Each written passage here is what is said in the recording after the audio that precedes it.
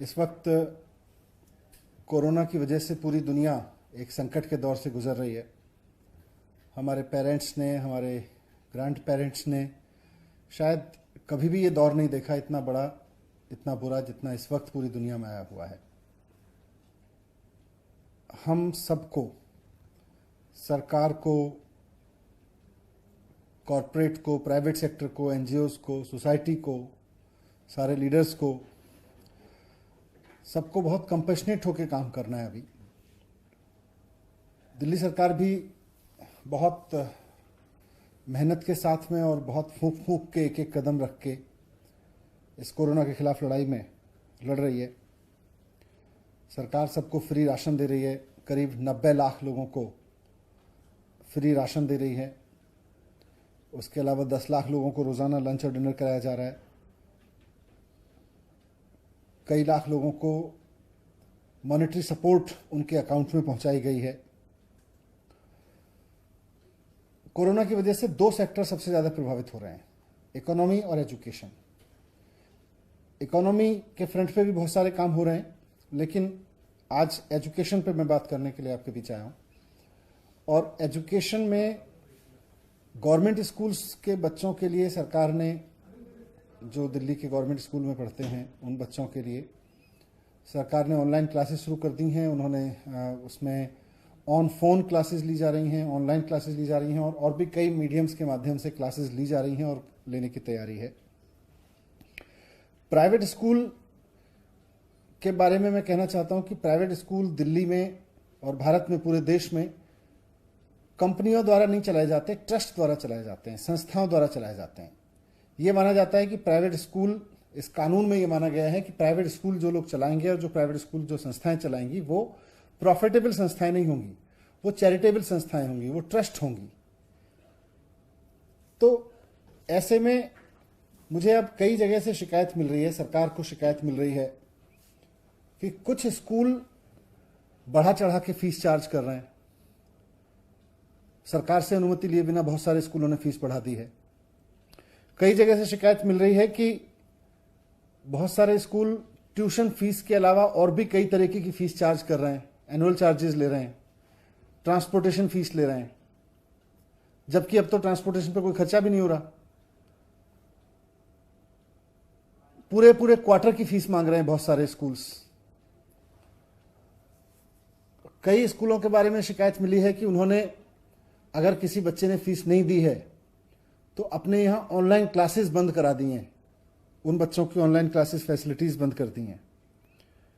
तो इतना नीचे गिरने की जरूरत नहीं है प्राइवेट स्कूल्स को। आप सब लोग एक ट्रस्ट के जरिए चलते हैं, एक संस्था के द्वारा चलते हैं और उसमें आपका बेसिक मैंडेट है कि आप समाज सेवा करेंगे। ऐसे में किसी बच्चे की फीस ना देने की वजह से उसका नाम ऑनलाइन क्लासेस तक से हटा देना, ये तो ठीक नहीं है।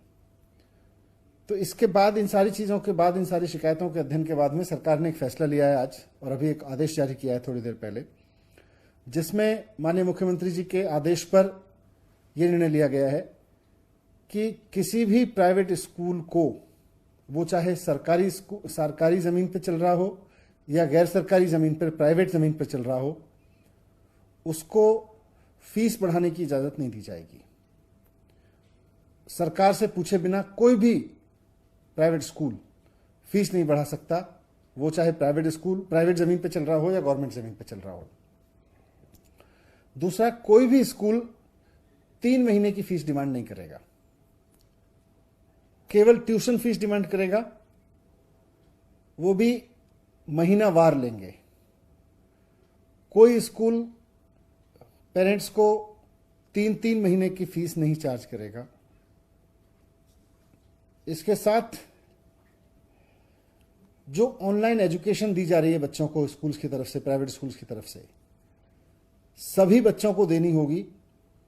अगर कोई पेरेंट फीस नहीं दे पा रहा है तो उनके बच्चों का नाम ऑनलाइन टीचिंग से नहीं हटाया जाएगा, उनको ऑनलाइन फैसिलिटीज नहीं काटी जाएंगी, ये आदेश दिए हैं। साथ में कोई भी स्कूल ट्रांसपोर्टेशन फीस नहीं चार्ज करेगा इस दौरान।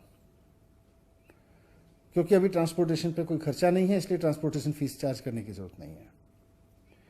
1 महीने की फीस के अलावा कोई और 1 महीने की ट्यूशन फीस के अलावा कोई भी स्कूल, वो चाहे प्राइवेट जमीन पे बना है या सरकारी जमीन पे बना है, कोई भी स्कूल 1 महीने की ट्यूशन फीस के अलावा किसी भी पेरेंट से कोई और तरह की फीस चार्ज नहीं करेगा। ना ट्रांसपोर्ट फीस चार्ज करेगा, ना कोई एनुअल चार्ज करेगा, कोई चार्ज नहीं लेंगे।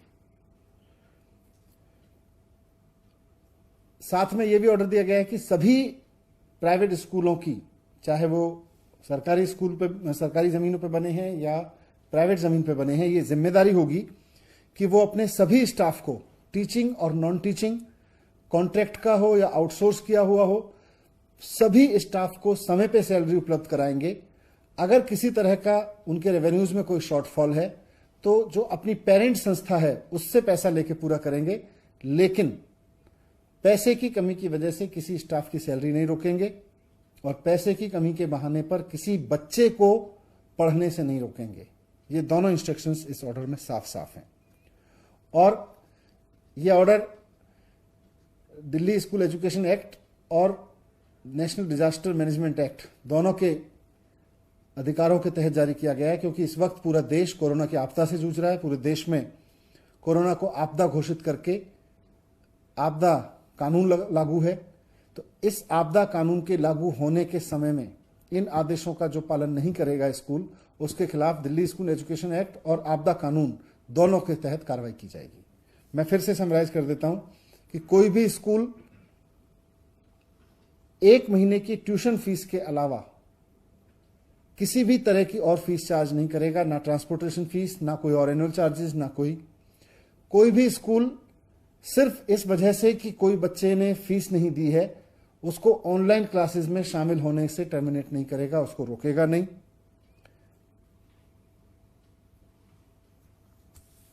बिना सरकार की इजाजत के कोई फीस नहीं बढ़ाएगा, जो फीस पहले से थी उसी को अलाउ किया जाएगा। उसके अलावा बढ़ी हुई फीस नहीं चार्ज की जाएगी किसी भी स्कूल में। और साथ साथ सभी स्टाफ को, कॉन्ट्रैक्ट हों या आउटसोर्स किए गए हों, परमानेंट हों, टीचर्स, नॉन टीचर्स, सबकी सैलरी समय पे दी जाएगी। उसके लिए जरूरत पड़े तो अपनी पेरेंट संस्था से पैसा लेके दें, और जो इसका पालन नहीं करेगा उसके खिलाफ कार्रवाई की जाएगी।